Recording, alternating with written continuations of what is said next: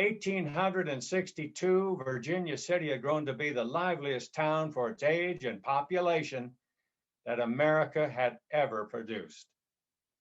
The sidewalks swarmed with people, to such an extent indeed that generally it was no easy matter to stem the human tide.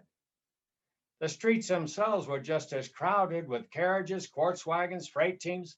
So great was the pack that frequently one had to wait half an hour for an opportunity to cross C Street.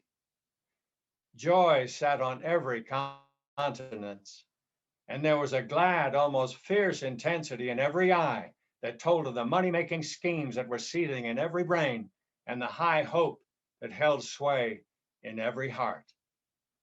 Money was as plentiful as dust. Every individual considered himself wealthy, and a melancholy countenance was nowhere to be seen.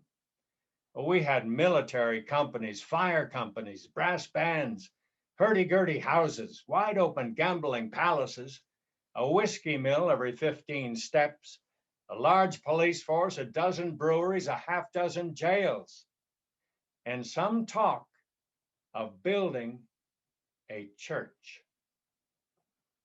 The flush times were in magnificent flower.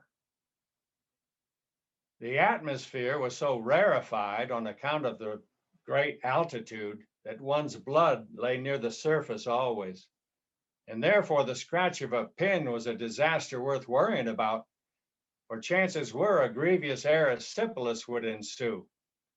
But to offset this, the thin atmosphere seemed to carry healing to gunshot wounds.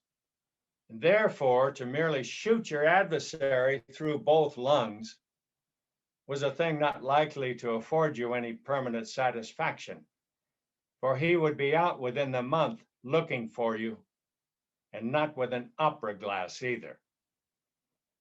I covered the legislature for the Enterprise, and I'm going to pause here to give you a chance for some questions. And in all these years, nothing has changed. Never have I seen a body of men with tongues so handy and information so uncertain. They could talk for a week without ever getting rid of an idea. If any one of them had been on hand when the Creator was at the point of saying, "Let there be light," we never would have got it.